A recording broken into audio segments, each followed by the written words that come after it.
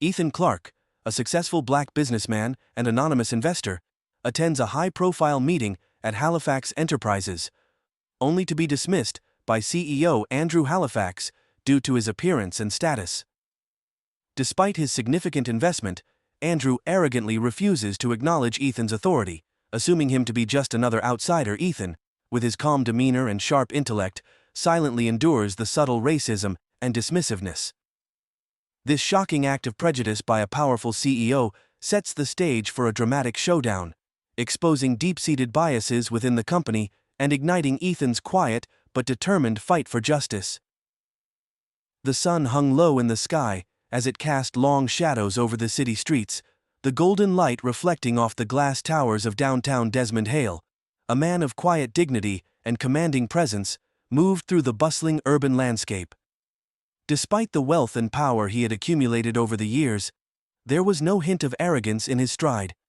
His tailored suit was understated, with no flashy logo or ostentatious design, just a simple, perfectly fitting gray that complemented the sharp lines of his physique. He moved with purpose, a man who had learned that true influence came not from flaunting one's position, but from earning respect and wielding power, quietly, with integrity. Desmond's life was a testament to resilience. Raised in a working-class neighborhood on the outskirts of the city, he had worked his way up from humble beginnings to become one of the most respected CEOs in the tech industry. As the founder of Hale Technologies, a company he had built from the ground up, Desmond had revolutionized the world of artificial intelligence, all while keeping a low profile. His story, one of grit and determination, was admired by many. But he preferred to stay out of the spotlight, focusing on the work rather than the accolades. This evening, however, he found himself at a small, unassuming diner on the edge of town, a place far removed from his usual circles. The diner, named Rosie's, was nestled between a laundromat and a corner store, with faded red vinyl booths and the unmistakable scent of fried food filling the air. Desmond had come here for one simple reason: to enjoy a quiet dinner, away from the chaos of boardrooms and conference calls. Rosie's had always been his retreat when he needed to clear his mind. The comfort of a simple meal and the anonymity of being just another face in the crowd, providing the solace he craved. He didn't mind that the staff barely recognized him, or that the patrons hardly gave him a second glance.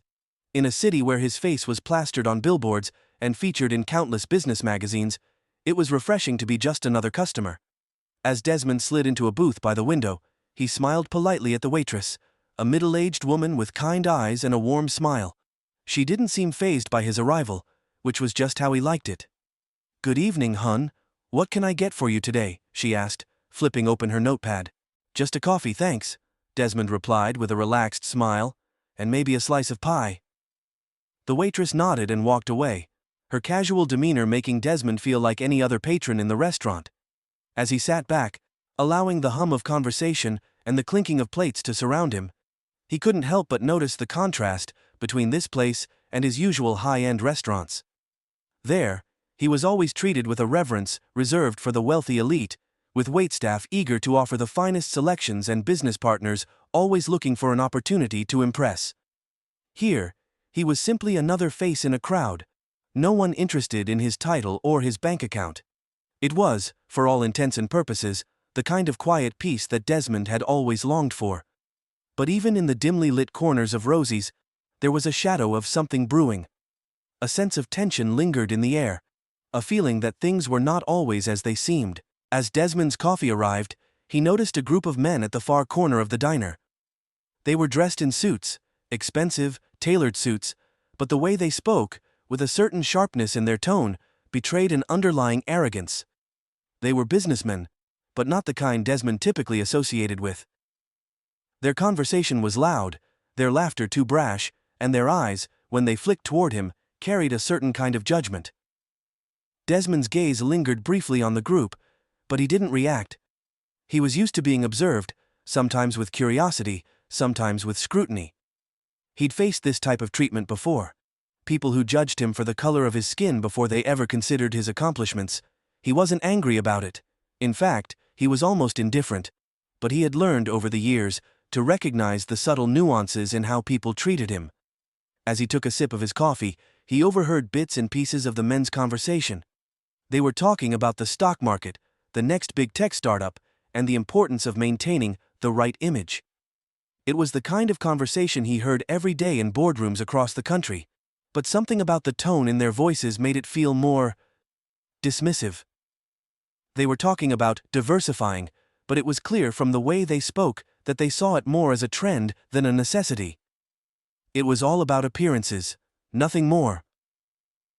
Desmond's ears perked up when one of them mentioned the need to keep things in the hands of the right people. He couldn't be sure, but the phrase stung. The right people. It was a term that had been used against him for years, an unspoken code for exclusion. It was a reminder of the prejudices that still lingered in certain corners of the business world, the quiet biases that never quite went away, no matter how much success someone like Desmond had. The idea that someone who looked like him could belong at the highest echelons of business was still, for some, hard to digest. Desmond exhaled slowly, setting his coffee down. He wasn't sure whether to dismiss it or confront it. He was used to challenges. He'd faced plenty in his rise to the top. But something about the conversation, the subtle dismissal in their words, gnawed at him. He didn't come to Rosie's to be reminded of the world's biases, he came for peace. But peace was fleeting. Just as he was about to turn his attention back to the window, one of the men from the group stood up. He was tall, with sharp features, and a face that radiated confidence, or perhaps arrogance. He made his way toward the counter, brushing past Desmond with barely a glance. His actions felt deliberate, as though he didn't even see Desmond sitting there. The encounter was small, insignificant, but it struck a chord with Desmond. He could feel the quiet judgment in the air, like a weight pressing down on him. There were no loud slurs, no overtly racist comments, but in the way the man walked past, in the way he pretended not to see him, there was a message. You don't belong here. The weight of that moment hung heavy in the air. It was the kind of thing Desmond had dealt with his whole life, the kind of moment that often passed unnoticed by others, but was felt deeply by him. He could have brushed it off. He could have left the diner and never thought about it again. But something in him knew that these small, insidious moments added up, that they had a way of shaping perceptions, reinforcing the same systems that had kept people like him out of boardrooms for so long. As he finished his pie, his phone buzzed in his pocket, breaking his thoughts. He reached for it, glancing down at the screen to see a message from his assistant. The investors' meeting is in 20 minutes, they're waiting for you. They've already started discussing strategies. Desmond hesitated, his fingers hovering over the screen. The meeting was important, critical, even. But a part of him didn't want to leave. He wanted to stay in Rosie's, to savor the anonymity, the peace. But the world he had built, the empire of Hale Technologies, the work he had done to ensure that companies could thrive by being inclusive and diverse, didn't allow for that. He couldn't escape the fight. Not when he knew that every small act of resistance, every quiet challenge to prejudice, mattered. He took a deep breath and stood up, leaving a tip on the table before walking out of the diner. As he stepped into the warm evening air, Desmond knew that the fight was just beginning. The challenges ahead, the biases that would be thrown his way, were nothing new. But this time, he wasn't going to let them go unnoticed. He would challenge them, quietly, resolutely, with the same quiet strength that had gotten him this far. He wasn't just going to take his seat at the table anymore. He was going to change the table altogether. Desmond Hale had spent years building his reputation, a reputation based on respect, integrity, and a commitment to breaking down barriers. But today, as he walked into the sleek modern conference room at Halifax Enterprises, he could already feel the subtle undercurrent of hostility. The room, filled with the hum of murmured conversations and the clinking of coffee cups, seemed too polished, too composed for the kind of shift that Desmond knew was about to happen. Andrew Halifax, the CEO of the company, was already at the head of the table, surveying the room with the practiced ease of someone used to commanding the spotlight. His aura of superiority was palpable. He was the embodiment of corporate privilege, and in the midst of this wealth and influence, Desmond felt the quiet but firm pull of discomfort. Despite his years of success, despite being a powerful force in the tech world, it was clear that in this room, Desmond was an outsider. To many of them, he was simply a black man who had somehow stumbled his way to success. As he took his seat, Desmond could feel the room's gaze turn to him. It wasn't overt, but there was a flicker of confusion, even skepticism, in the eyes of the board members. A man like Desmond, well-dressed but understated, calm and collected, didn't belong in their circle. This was a world of sharp suits and polished confidence, a world where appearances mattered more than substance. And in this world, Desmond's presence was a question mark, an anomaly that some couldn't quite reconcile with their ideas of success. "Mr. Clark," Andrew said, breaking the silence with a polite but dismissive tone. "I see you've joined us today, but I wasn't aware we'd be having consultants today. We have a very specific agenda today. Perhaps you'd like to chime in on that later?" The words stung. They weren't malicious, but they were heavy with implication. Andrew was too focused on his own agenda to truly see the value of what Desmond had to offer. He had no idea who Desmond was, what he had built, the companies he had turned around, the lives he had changed. To Andrew, he was just another face in the crowd, a potential investor who didn't belong in a room like this. A voice of quiet authority, dismissed without a second thought. Desmond's grip on the armrest tightened as he held back the impulse to react. He knew the drill. He had been underestimated his whole life. But today, there was something different about the way the dismissal felt. It wasn't just Andrew's tone. It was the subtle glances from the others, the way they looked at him with barely concealed judgment, as though his presence here was a favor they were extending. Despite the simmering frustration, Desmond maintained his composure. His breathing slowed, his expression unreadable. He had learned long ago that responding to these microaggressions with anger only perpetuated the cycle. He had to rise above it. Jessica, sitting beside him, squeezed his hand under the table. She had seen this before, how the world could be both silent and loud in its rejection. She knew what it cost Desmond to hold his tongue, to avoid confrontation, even when every fiber of his being screamed for justice. But Jessica also knew that this moment wasn't just about the power dynamics at play. It was about something deeper, more insidious, the subtle, persistent biases that still governed the way people saw him. "You're right, Andrew," Desmond finally spoke, his voice calm but firm. "I'm not here as a consultant today. I'm here as a shareholder, and I have some thoughts on the direction of this company." The room fell into an uneasy silence, the weight of his words slowly sinking in. Desmond's presence had shifted from that of a passive observer to an active participant in the conversation. But he could see the discomfort flicker across Andrew's face. This wasn't the role he had envisioned for Desmond, and it was clear he wasn't prepared for it. Sofia Ramirez, who had been quietly observing from the corner of the room, spoke up next. "Mr. Clark, I think we can all benefit from your insights. We've been trying to get some traction in underserved markets. I've done research on how we could grow our brand in those areas, but it seems the company is more focused on its existing clientele." Desmond nodded in agreement. "Exactly. There's untapped potential in diversifying the client base. It's not just a matter of financial growth, but social responsibility as well. And to be frank, I think Halifax Enterprises is missing a major opportunity to lead in that area." Andrew's lips twisted into a thin smile, a polite facade that barely hid the skepticism in his eyes. "I'm sure your ideas are interesting, but we've had discussions on this before. The market we serve is quite stable, and I'm not sure we need to chase trends in emerging markets." The words stung, but Desmond's face remained neutral. He had heard this before, from people who clung to outdated strategies because they didn't want to disrupt the status quo. He understood that change wasn't easy, but it was necessary. And if he was going to make a difference in a place like this, he needed to be firm. "Andrew, I think you're overlooking an important factor," Desmond said, his voice cutting through the tension. "Innovation isn't about following trends, it's about anticipating the future. And right now, this company is stuck in the past. I believe it's time for a shift." The other board members exchanged glances, some appearing unsure, others reluctantly nodding.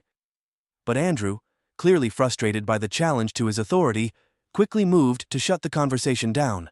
"I think we've heard enough for today," he said, his tone sharper now. "Let's move on to more pressing matters. We can revisit this later." Desmond felt the sting of the dismissal. This wasn't about the idea, it was about who was speaking it, and Andrew wasn't alone in his disdain. The others in the room, from the investors to the executives, were clearly uncomfortable with the idea of change, especially when it came from someone like Desmond. As the meeting ended, Desmond and Jessica stood up, exchanging a quiet glance. The tension in the air was thick, suffocating. Even Desmond had spoken his truth, but it had been dismissed like so many truths before. He could feel the weight of the room's judgment, the collective disbelief that a man like him had the nerve to challenge the status quo. But Jessica, ever the optimist, squeezed his hand again, a silent reassurance that this was just the beginning. "You did well," she whispered, as they walked toward the exit. "You didn't let them push you around." Desmond nodded, though the frustration still simmered beneath the surface. "This isn't over," he said, more to himself than to her. "They'll see. I just need to find a way to make them see." Over the next few days, Desmond and Jessica continued to work quietly behind the scenes. Desmond's stake in Halifax Enterprises had already grown, but it was still a delicate game. They couldn't afford to make any sudden moves that would raise suspicions, but each day, they got closer to the tipping point. They began to slowly infiltrate the company's inner workings, using their anonymous influence to sway decisions and expose the biases that ran deep. Meanwhile, Andrew continued to operate under the assumption that he was in control. He dismissed Desmond's ideas as unimportant, as just another suggestion from an outsider. But what Andrew didn't realize was that Desmond wasn't just any outsider. He was a force to be reckoned with, and he wasn't going to back down. As the days passed, the cracks in the foundation of Halifax Enterprises became more apparent. Desmond's quiet presence, his insistence on challenging the status quo, was beginning to disrupt the carefully curated image Andrew had spent years building. The biases that Andrew and others had masked behind polite words and dismissive gestures were starting to break through, and it was only a matter of time before everything came to light. The tension was building, but Desmond knew it was only a matter of time before he took the next step. The stakes were high, but he was ready. He had learned long ago that in the face of adversity, it was never the loudest voice that prevailed. It was the quiet strength of resilience and purpose that changed the world. And as Desmond sat in his office late one evening, reviewing the final financial reports, he knew that the battle for Halifax Enterprises, and for the future of business as he envisioned it, was just beginning. The next move would be his. With this section, we've established the growing conflict within Halifax Enterprises, highlighting Desmond's experience of being underestimated and dismissed, and setting the stage for his eventual stand against the biases at play in the company. The tension is palpable, and the story is poised for a turning point where Desmond will take decisive action. The tension in the air was palpable as Desmond and Jessica walked into the boardroom for yet another pivotal meeting at Halifax Enterprises. The place was electric, charged with anticipation. Desmond could feel it, the weight of everyone's eyes on him. After weeks of silence, of small but decisive moves, the moment had finally arrived. The room had been arranged for a large presentation. Desmond and Jessica took their seats at the back, where the atmosphere felt strangely cold, as though everyone in the room already knew what was about to unfold. The board members were seated around the polished conference table, their conversations hushed, but the whispers were unmistakable. There were murmurs of uncertainty, as if they were collectively holding their breath for what Desmond was going to do next. Andrew Halifax, standing at the head of the room, exuded his usual arrogance. His perfectly tailored suit seemed to mock the subtle but firm resolve in Desmond's presence. He had no idea who he was dealing with. "Mr. Clark, Ms. Hale," Andrew said, his voice polished but tight. "I understand you've been quite vocal in your criticisms, and of course, we appreciate the feedback, but," he paused, scanning the room, "this company has a history, a way of doing things, and while fresh perspectives are always welcome, they must align with the goals we have already set." Desmond held Andrew's gaze, the usual wariness in his eyes replaced by something steely and resolute. He wasn't here to discuss philosophies anymore. This was about action, about power, and about making sure that Andrew saw, beyond his smugness, what was at stake. "I'm glad you brought that up, Mr. Halifax," Desmond replied, his voice calm but loaded with purpose. "Because today, you're going to see firsthand why it's time to throw out that old playbook. This company's future depends on it." The room stilled. Desmond's words, measured and deliberate, cut through the pretense, drawing the attention of everyone in the room. The usual dismissive glances were replaced by looks of curiosity. No one had expected this. Even Jessica, usually a rock beside him, could sense the subtle shift in the room's energy. This was the moment Desmond had been preparing for. "You know," Andrew continued, trying to regain his footing, "I appreciate your enthusiasm, but your vision just doesn't match ours. I still don't think diversifying the market is the right move for us right now." Jessica's eyes narrowed, and she leaned forward. "With all due respect, Mr. Halifax, you're missing the bigger picture. The market is shifting. The world is changing. Your company is stuck in a time that no longer exists, and that's exactly why you're losing relevance." Desmond was calm, but seething inside Andrew's refusal to understand. His inability to see beyond his privileged viewpoint was maddening. And yet, he knew he couldn't let his anger show. Not now. Not when everything hinged on his next move. "Don't you see, Andrew?" Desmond said, his voice low but forceful. "This isn't about personal opinion or philosophy. This is about ensuring this company doesn't just survive. It thrives.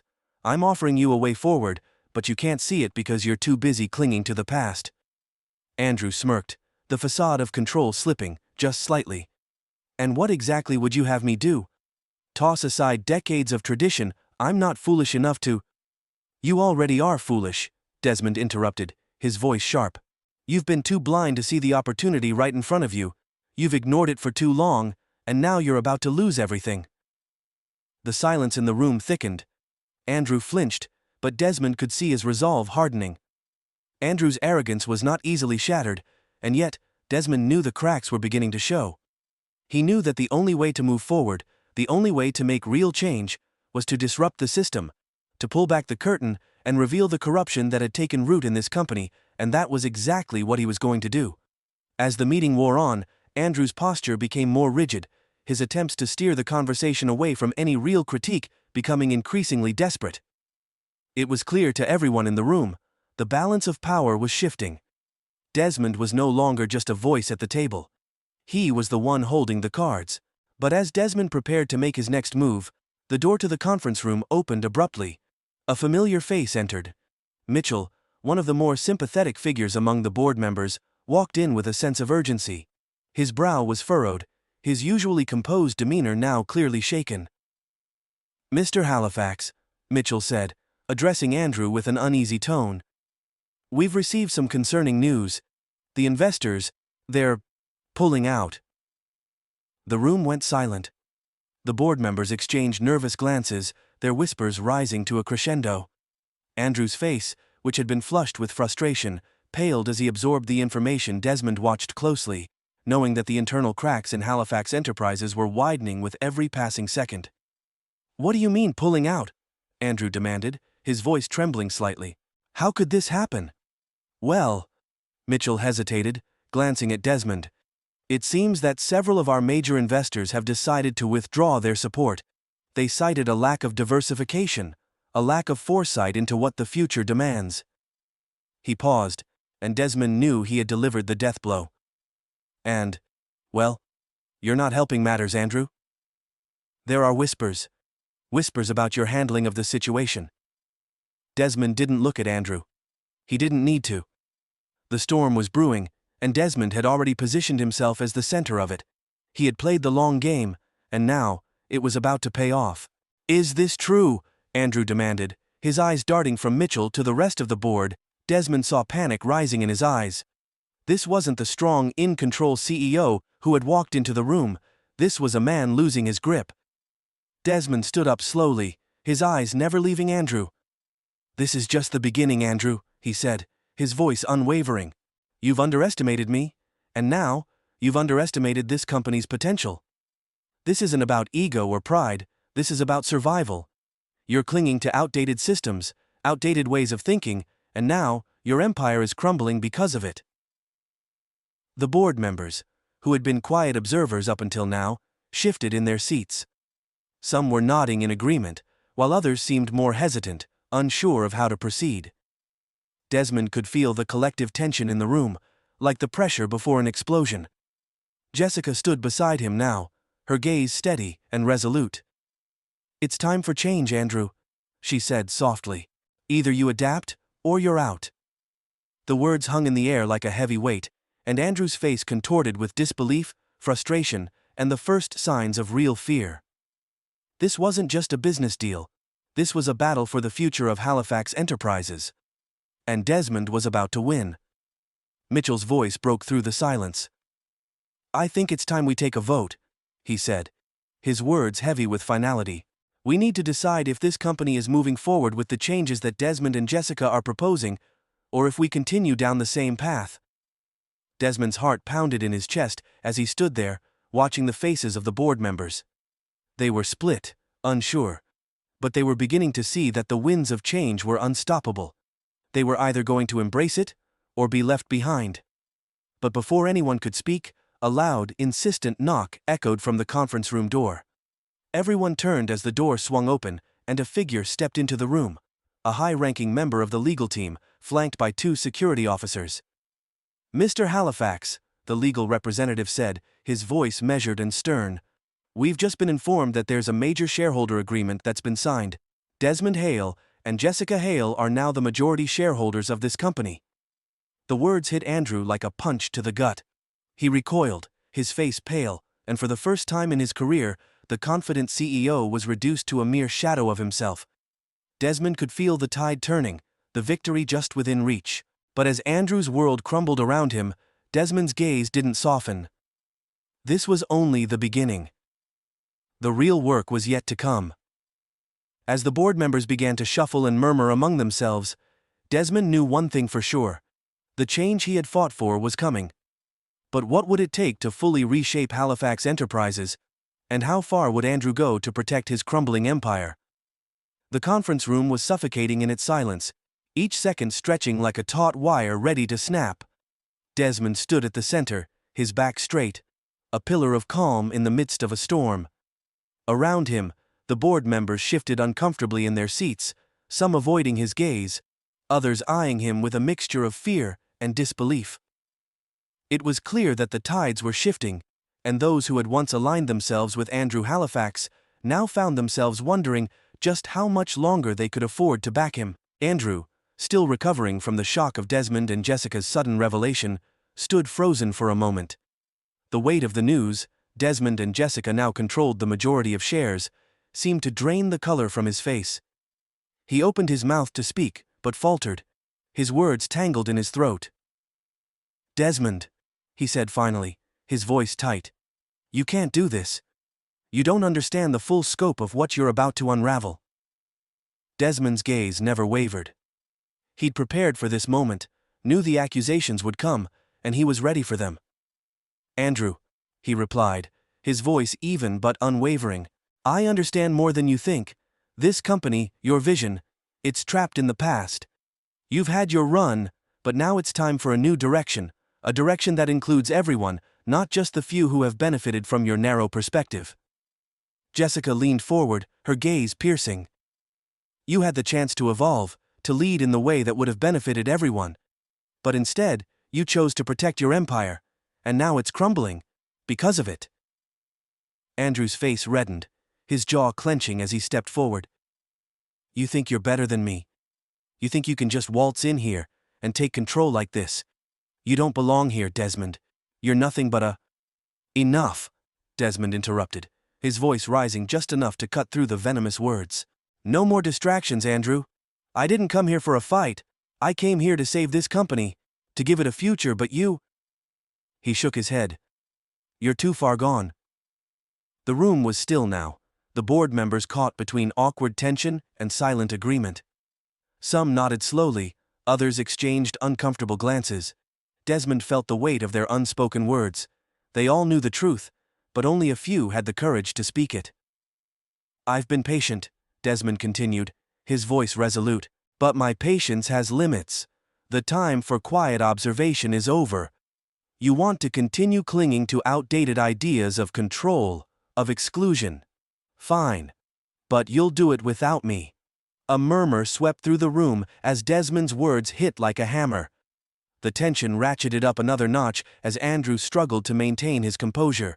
His eyes darted around the room, looking for someone to back him up, but the support he once commanded was evaporating.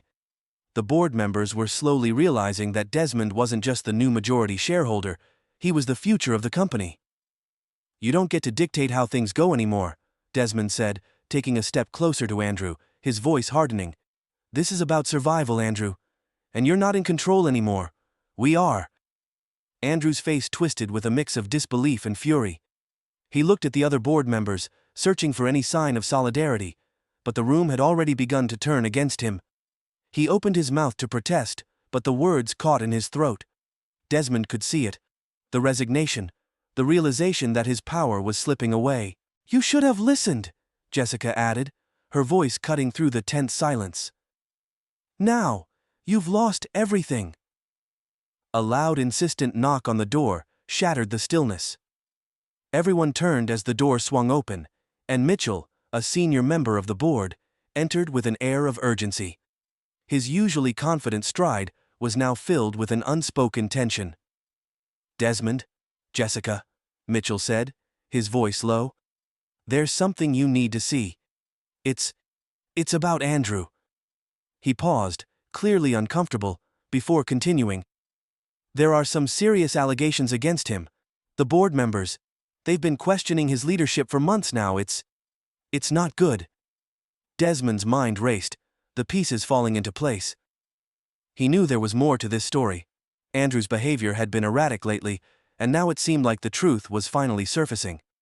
Mitchell's words confirmed the brewing storm. "What kind of allegations?" Desmond asked, his voice steady but tinged with concern.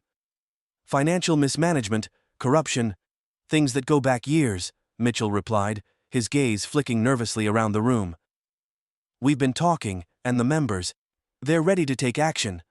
They just needed a push, and now they've got it." Desmond felt a surge of triumph, mixed with a heavy sense of responsibility. This was it, the final crack in the foundation of Andrew's empire. It was happening faster than he'd anticipated, but it was happening nonetheless. The pieces were aligning, and the transformation of Halifax Enterprises was within reach. Jessica placed a hand on his arm, her touch grounding him as she whispered, "This is it, Desmond. The change we've been working for." He nodded, a spark of determination lighting up his eyes. "It's time."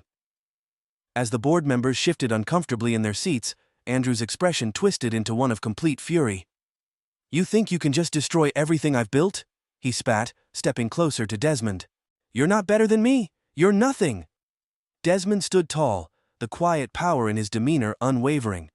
"I don't need to be better than you, Andrew. I just need to be better for this company, for its future." The board members were now looking at each other with growing uncertainty. Some had already started to whisper, their loyalties shifting. Desmond could feel the momentum building. Andrew's breathing was heavy, his fists clenched at his sides. He was losing control, and he knew it. The facade he had built around Halifax Enterprises was crumbling, piece by piece, and he was powerless to stop it.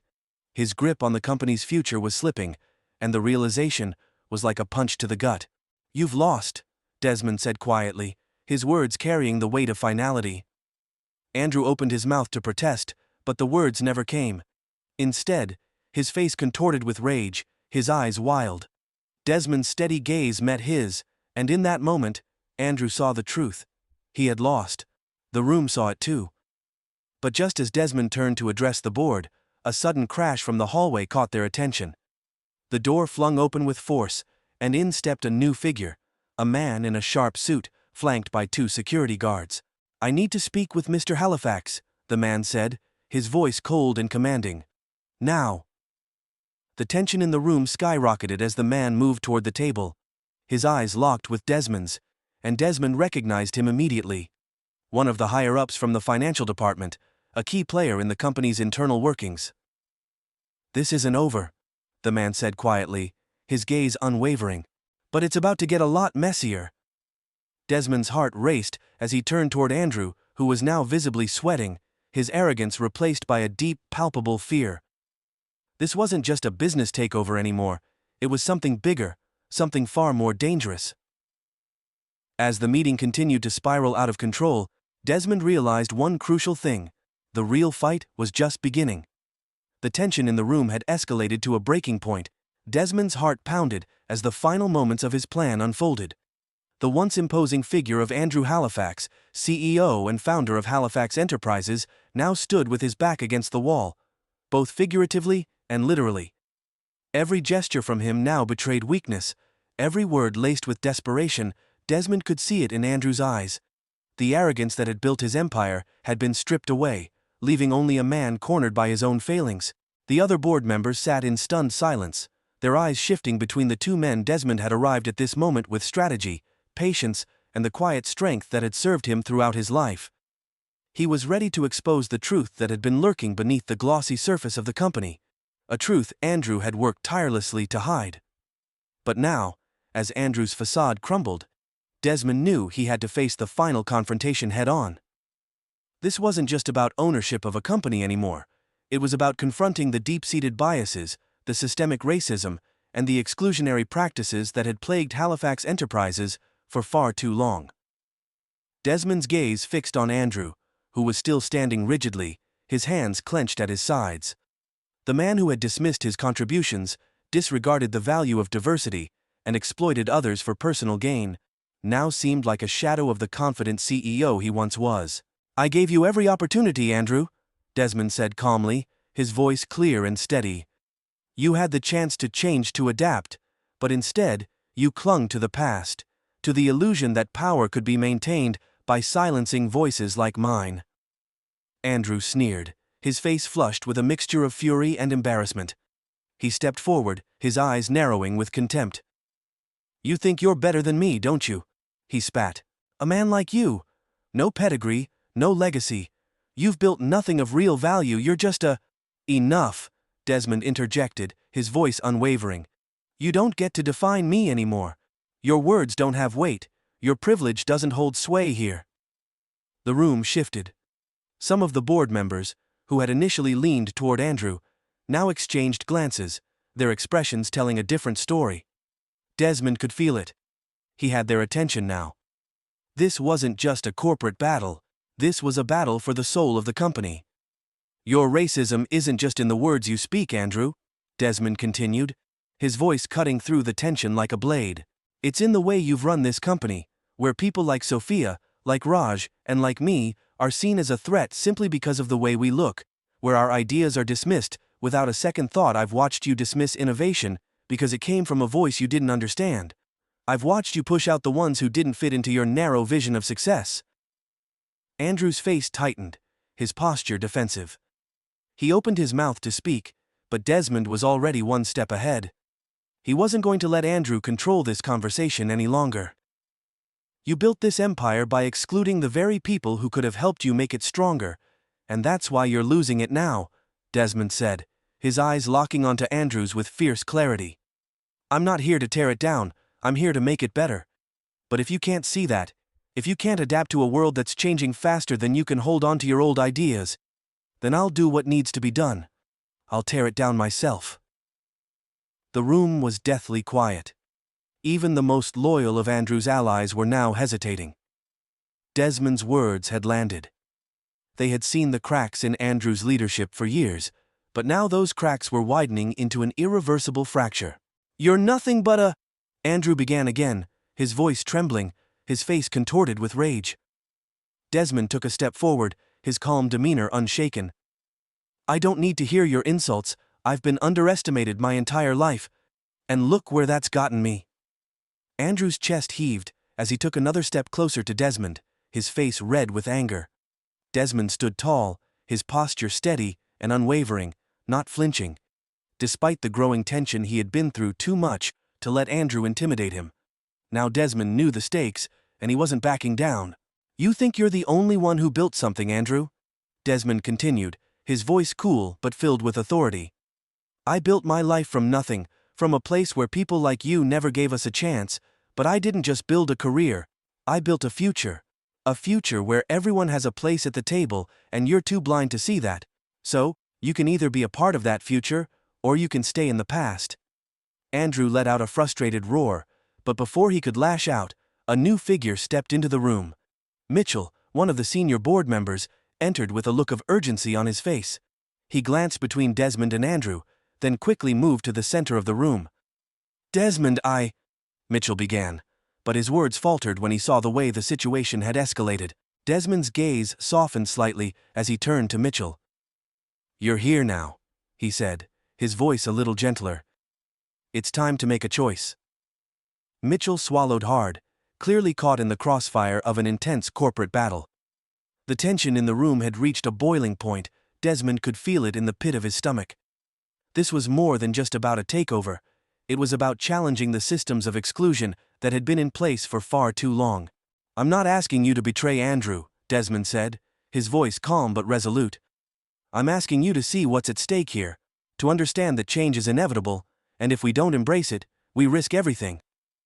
Mitchell hesitated, his eyes flicking between Andrew and Desmond. "I didn't think it would come to this," he said quietly. "But I see now what you mean."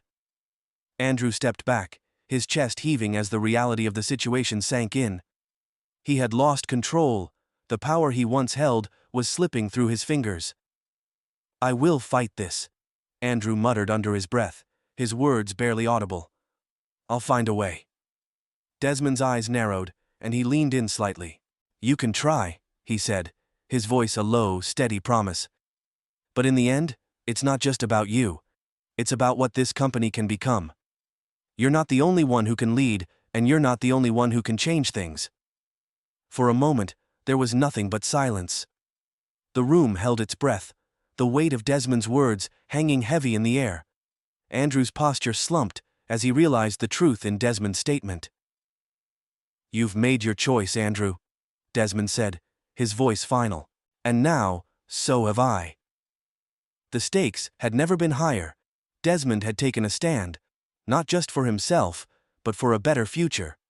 A future where respect, diversity, and innovation were the cornerstones of progress. As Andrew looked around the room, he saw the board members who had once supported him now, unsure, hesitant. The realization was clear. Desmond had won. He had shifted the entire dynamic of the company, and with that, he had claimed a victory for the future of Halifax enterprises. But as the room filled with murmurs and shifting allegiances, one question hung in the air. What would happen next? Desmond's resolve was unshaken, but the battle was far from over. With Andrew's power waning, there was still the question of how Halifax enterprises would evolve, and whether the rest of the board would fall in line. As the tension in the room reached its peak, Desmond knew one thing for certain. This was just the beginning. The tension in the conference room was palpable. Desmond stood at the head of the table, his presence commanding, despite the stares of disbelief and resentment he faced from the board members around him. Across from him, Andrew Halifax, the man who had long stood as the face of Halifax enterprises, was now visibly shaking. His arrogance had crumbled under the weight of Desmond's quiet determination. The room had shifted. What had started as a corporate meeting had morphed into a confrontation about power, race, and the future of a company at a crossroads. Andrew's lips curled into a tight smile, though it didn't reach his eyes. "You think you can just waltz in here and take control?" His voice wavered slightly, though he tried to mask it with a sharp tone. "You're a nobody, just a self-made man who thinks his wealth can buy him respect. You don't belong here." Desmond's jaw tightened, but he remained calm, his gaze unwavering. He had been underestimated his entire life. People like Andrew had always looked down on him, assuming his success was a fluke. But Desmond knew better. He knew that every victory he had achieved had been earned through resilience, through hard work, and through his ability to see what others couldn't. "You're right about one thing," Desmond said quietly, his voice firm and steady. "I'm a self-made man, and unlike you, I didn't inherit my power or my position. I built it from the ground up, I earned every bit of it, and I'm not here for respect, I'm here for change." Andrew's eyes narrowed as he leaned forward, his hands pressed flat against the polished mahogany table. "Change. What do you know about change? This company has been successful for decades. It's been built on tradition, on maintaining the status quo. And you think you can come in here and just rewrite everything?" Desmond took a deep breath, forcing himself to stay composed. The weight of Andrew's words, laced with disdain, hung heavy in the room. The systemic biases that had been ingrained in Halifax enterprises were now fully exposed, and Andrew's words were nothing more than a mask for the prejudice that lay beneath. "No, Andrew," Desmond replied, his voice growing louder, more assertive. "I'm not here to rewrite everything. I'm here to push this company into the future, to show you that diversity, inclusivity, and progress aren't threats to your power. They are the key to your company's survival." There was a shift in the room. Desmond could feel it, the air growing thicker as the truth hung between them. The board members, once indifferent to the situation, now shifted in their seats. Some exchanged uncomfortable glances, others sat up straighter, as if Desmond's words had pierced the fog of complacency that had clouded the room for years. Andrew's face flushed with anger. He stood up, his chair scraping loudly against the floor. "You think you can lecture me about survival?" He spat, his voice now tinged with venom. "You, who've never had to fight for a seat at the table. You don't know what it's like to have everything you've built under constant threat." Desmond remained unmoving, unshaken by Andrew's outburst. "You're right," he said. "I haven't had to fight for a seat at a table that was already mine.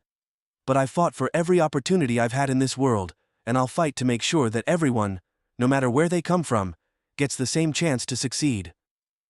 Andrew's hands balled into fists at his sides, but he didn't move. He was furious, but in that moment, Desmond could see it. Andrew was trapped. His own ignorance and prejudice had led him to this moment, where the very system he had built was unraveling. Desmond's quiet strength was his weapon, and it was far more powerful than anything Andrew could muster. "You're a fool," Andrew said, his voice low and threatening. "You think this company needs to change? You think it needs you? You're just one man, with one idea. You'll never make a difference." Desmond stood taller, his eyes locked onto Andrew's. "You're wrong," he said simply. "This company needs change more than it needs you." There was a long silence as the room processed Desmond's words. Andrew's face turned an even deeper shade of red, and Desmond could see the boiling fury in his eyes. It was clear now. Andrew wasn't just angry at Desmond, he was terrified. Desmond's calm resolve had exposed something deeper, something Andrew had tried to hide for years, his own fear of losing control. "Andrew," Desmond continued, his tone now even more resolute, "you don't have the power to control everything anymore. Your time has passed. The future belongs to those who understand the importance of collaboration, of diversity, and of bringing people together. If you can't see that, then you're not just a fool, you're a relic." Andrew took a step back, his shoulders slumping as the weight of Desmond's words settled in. He had no response. His pride had been shattered, and the realization of his own limitations hung heavy in the air. Desmond turned to the other board members. "You've seen it. The truth is undeniable. This company is sitting on untapped potential, but that potential is being stifled by outdated thinking, by the kind of prejudice that doesn't belong in the workplace or anywhere else. I'm not asking you to make me your leader. I'm asking you to make Halifax Enterprises a company that leads by example." The room was silent for a moment. Desmond could feel the tension building, but he also felt something else, a flicker of hope. The winds of change were blowing, and for the first time, it seemed that the board was ready to listen. Andrew stood there, his mouth opening and closing, but no words came out. Desmond could see the wheels turning in his head, the desperation to maintain control warring with the reality of the situation. But it was too late. The moment of change had arrived, and there was no turning back. A voice from the back of the room spoke up. It was Sophia Ramirez, the board member who had always been marginalized by Andrew's dismissive attitude. "Desmond's right," she said, her voice firm and unwavering. "This company can't keep ignoring what the world is demanding. We need to change, or we'll be left behind." Desmond looked at her, a small nod of acknowledgement passing between them. The support of people like Sophia, people who had been silenced for too long, was the key to moving forward. And it wasn't just about corporate profits, it was about creating a space where all voices were heard, respected, and valued. Andrew opened his mouth to speak, but his words were cut short by a sudden knock at the door. The board members turned, startled by the interruption. The door opened, and Mitchell, one of the senior members who had been wavering throughout the meeting, stepped inside. "I've spoken with the legal team," Mitchell said, his voice steady. "The changes Desmond is proposing are possible. In fact, they're necessary." Desmond's heart raced as he realized the significance of what Mitchell was saying. The board was starting to turn. Andrew's grip on power was slipping away, and the company was on the brink of a new era, one that Desmond would help shape. The room fell into another heavy silence, but this time, it was filled with anticipation. Andrew's face was pale, his jaw clenched in frustration as the reality of his position sank in. Desmond stood tall, his resolve unshaken. The future isn't about preserving old ways of thinking. It's about moving forward, embracing new ideas, and creating an environment where everyone can thrive. If you're not on board with that, then it's time for a change. The board members exchanged glances, their decisions now hanging in the balance. Desmond had made his case, and he knew that there was no turning back. But just as he thought the confrontation had reached its peak, Andrew spoke, his voice low and filled with venom. "You'll regret this, Desmond. You'll regret underestimating me." Desmond's eyes narrowed, but he remained calm. "I don't regret anything," he said softly. "But you will." As Andrew stepped back, the door to the room closed behind him with a finality that echoed through the silence. Desmond took a breath, his chest rising and falling with the weight of what had just transpired. The moment was far from over, but Desmond had planted the seed of change. And whether Andrew Halifax liked it or not, it was too late to stop what had already begun. The battle was won, but the war was just beginning. Desmond walked out of the conference room, his steps slow but resolute. The weight of the confrontation was still on him, but there was a shift in the air. The room, once thick with tension and resistance, now hummed with something different, something that resembled hope.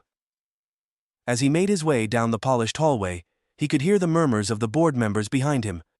The whispers weren't just about the corporate strategies they'd been debating for months, but about the change Desmond had brought with him. The company, he knew, was standing at a precipice. A small, quiet shift in the way things were run could change the future of Halifax enterprises forever, and Desmond was determined to ensure that the shift was one that would benefit everyone, not just the ones who had always been at the top. "Desmond!" The voice came from behind him. He turned, recognizing the familiar voice of Sophia Ramirez, who had been silent during most of the meeting. She was walking briskly toward him, her face a mixture of apprehension and determination. "I wanted to say thank you," she said, her voice low enough for only him to hear. "I don't think anyone here has ever had the courage to stand up like you did today." Desmond offered her a warm smile, but the weight of what had just transpired was still evident in his eyes. "I didn't do it for thanks, Sophia.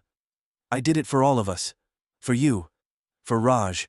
For everyone who's been pushed to the edges, left out of the conversation." Sophia nodded, her eyes reflecting the weight of the moment. "And I'll support you. You've got people here who believe in what you're saying, but you've made a lot of enemies too." "I'm counting on that," Desmond replied, his voice steady. "Change isn't easy, and it's not always welcomed, but it's the only way forward, and I can't do it alone." Sophia met his gaze, her resolve firming. "You won't be alone. You've got me. And I think you've got a lot more support than you realize." As Desmond walked away, his thoughts were a blur. He had made the first move, but the battle was far from over. He had exposed the deep flaws within the system, but what would happen next? Would the board truly embrace the changes he was proposing? Or would Andrew, in his desperation, rally his allies to fight back? The following days were a whirlwind. Desmond continued to attend meetings, never once letting the pressure of the situation deter him. He worked closely with the board members who had been swayed by his words, laying the groundwork for the changes they had agreed on. But Andrew's grip on the company had not loosened entirely. Despite the shift in support, he continued to resist, meeting with legal teams and strategizing on how to retain control.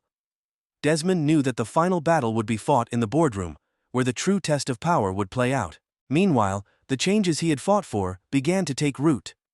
The company issued a statement announcing new initiatives to diversify its supplier base, to open up opportunities to underserved markets.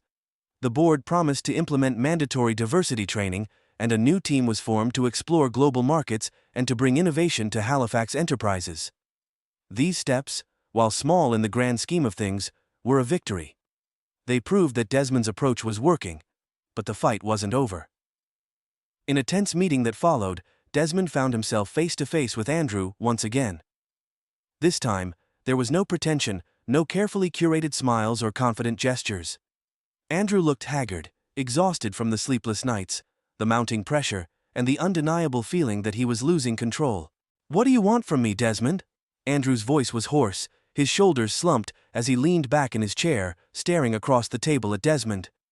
"I've tried to make you understand, this company has been successful because we've stuck to the way things have always been done."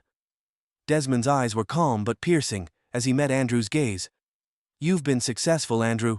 But at what cost? At the cost of progress, at the cost of opportunity for people like Sophia and Raj, for people like me. You can't keep ignoring the world outside these walls. You can't keep pretending that the way things were done yesterday is the best way to do them tomorrow." Andrew clenched his jaw, his hands shaking with suppressed anger. "You think you're the solution? That your way of doing things is the only right way?" Desmond leaned forward, his voice firm and unwavering. "I don't think it's the only way. I think it's the way that ensures the company thrives for years to come. The way that allows everyone, no matter where they come from, to succeed. It's not just about the bottom line. It's about making sure that no one is left behind." Andrew's face twisted in a mixture of disbelief and frustration. "You really believe that, don't you?" Desmond nodded, his eyes never leaving Andrew's. "I do. And I'm not asking you to step aside. I'm asking you to see that change is necessary. If you're not willing to embrace it, then you're not just standing in the way of progress, you're standing in the way of the future." There was a moment of silence as Andrew absorbed Desmond's words. The tension in the room was suffocating, the weight of the decision hanging in the air. Finally, Andrew spoke, his voice quieter now, almost defeated. "I don't know if I can do this, Desmond. I don't know if I can lead this company the way you're asking me to."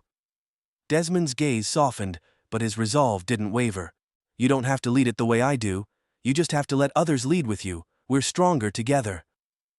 Andrew stared at him for a long moment, his mind clearly at war. Finally, he nodded, just slightly, but enough to indicate that the fight was over. He had lost, the change Desmond had fought for had already begun. In the weeks that followed, the transformation within Halifax Enterprises continued. Andrew's influence waned as Desmond's vision for the company took hold. The company was no longer a place that clung to outdated traditions, but one that embraced innovation, inclusivity, and a future that valued everyone's contributions. But Desmond knew that this wasn't just about the company, it was about something much larger, the fight for fairness, for opportunity, for respect. These were battles that transcended corporate walls, and though the challenges were far from over, Desmond knew that each victory, no matter how small, was a step forward. As he stood in the office, watching the sunset over the city, Desmond felt a sense of satisfaction, but also a deep, unshakable resolve. He had fought for what was right, and in doing so, he had changed the future of Halifax Enterprises. But he also knew that the fight for justice, for equality, was far from over, and he was ready for whatever came next. The battle for change had only just begun, but Desmond had no intention of letting it stop, not now, not ever. As the world outside shifted and evolved, so too would Desmond Clark, forever pushing for a better, more inclusive tomorrow. And in that fight, he wouldn't be standing alone. The journey was only beginning.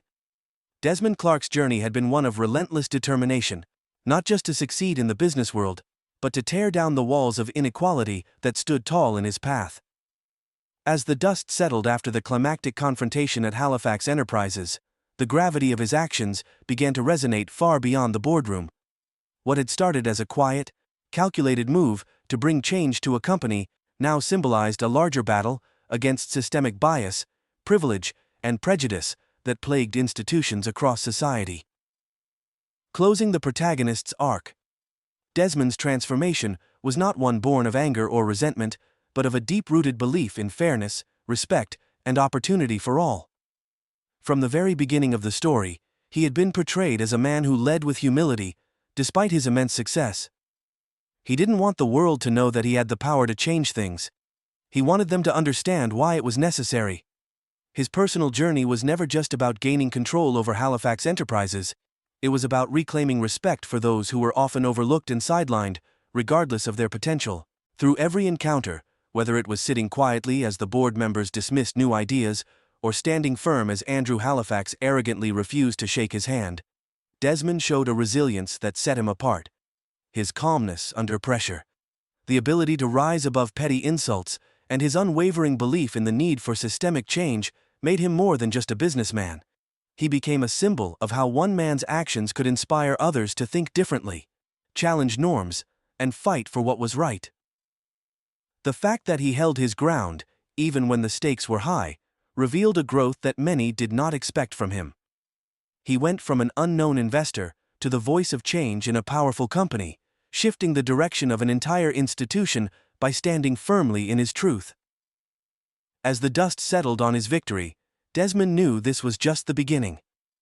The battle at Halifax Enterprises was over for now, but there was so much more to do. There were still other companies that held on to outdated ideas, still other systems that continued to marginalize voices like his, and Desmond was prepared to fight them.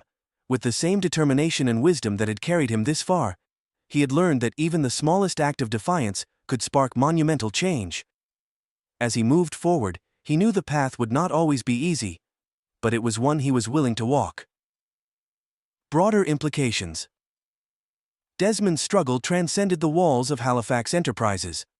His battle was a reflection of a much larger societal issue: the systemic problems that have been deeply embedded in industries, organizations, and institutions for generations.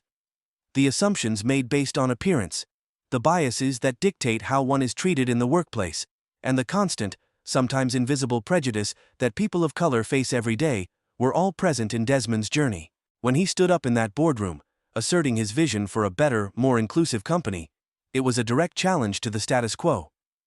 Desmond knew that his fight was not just about the financial growth of one corporation. It was about calling attention to the pervasive forces that silence marginalized voices, especially in spaces where power and decision-making are concentrated in the hands of a few. The issue of systemic racism within organizations, though often hidden behind polite words and professional facades, had been exposed through Desmond's actions. Andrew Halifax's refusal to acknowledge the potential within people who weren't from the right backgrounds, and his inability to embrace innovation from diverse perspectives, reflected a systemic pattern of exclusion that could no longer be ignored. By taking a stand, Desmond didn't just confront Andrew Halifax's prejudices, he forced the organization, and by extension, the audience, to look at the ways in which systems perpetuate inequality. He showed that systemic change isn't just about policy shifts or diversity quotas, it's about changing hearts and minds. Desmond didn't ask for special treatment, he didn't demand anything unfair. What he wanted was for the playing field to be leveled, for all voices to be heard, and for opportunity to be accessible to everyone, regardless of their race or background. His actions illuminated the truth that progress can only be made when everyone is allowed a seat at the table, when no one is dismissed or overlooked because of biases. Inspiration for the audience. Desmond's journey is not just one man's battle, but a message for anyone who has ever felt overlooked, disrespected, or devalued. It's a story of resilience, of taking a stand when the world is telling you to stay quiet. It's a reminder that no matter how high the odds, no matter how powerful the systems in place, change is possible. All it takes is one person, willing to risk everything, to change the course of history. To anyone watching this story, Desmond's courage is meant to inspire action. He's proof that injustice can be challenged, that the systems in place to uphold inequality can be torn down, piece by piece.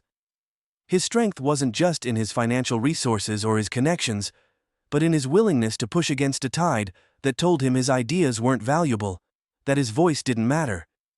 Desmond had the foresight to know that if he stayed silent, if he let the injustices continue, he would be complicit, but by speaking up, by standing his ground, he became the spark for the changes that were to come. In the face of adversity, Desmond never gave in. He maintained his calm, kept his composure, and let his actions speak louder than words. His story is a call to action for others to do the same, to push back against systems that dehumanize, to challenge organizations that remain mired in outdated ideas, and to fight for a future where equality and respect are a given, not a privilege. Emotional impact. As the story winds down, there's a palpable sense of closure, but with an understanding that Desmond's fight is not over. The victories at Halifax enterprises were important, but they were only the beginning. As Desmond looked at the changes he had inspired, he knew that they were more than just corporate policies. They were seeds of a revolution. His fight had sparked the beginnings of a larger movement, one that would eventually spread beyond Halifax enterprises, beyond the boardrooms, and into the broader landscape of corporate and societal structures. But the journey was far from over. As the world around him changed, Desmond's role as a catalyst for progress had only just begun. His confidence grew, his resolve strengthened, but his humility remained. He had learned that true power wasn't about imposing control, but about creating space for others to grow. And he would continue to fight, not just for himself, but for the countless others whose voices were silenced before they ever had a chance to be heard. Desmond looked ahead, knowing that the road would be long and filled with challenges, but also understanding that with each step forward, with each challenge overcome, the world would inch closer to the future he envisioned. And in that journey, he would not be alone, because every time he stood up, he inspired someone else to stand up too. And as the sun set on another day, Desmond Clark felt a renewed sense of purpose. The fight for change would continue, but for the first time, he felt truly ready for what was to come, because change was not just possible, it was inevitable.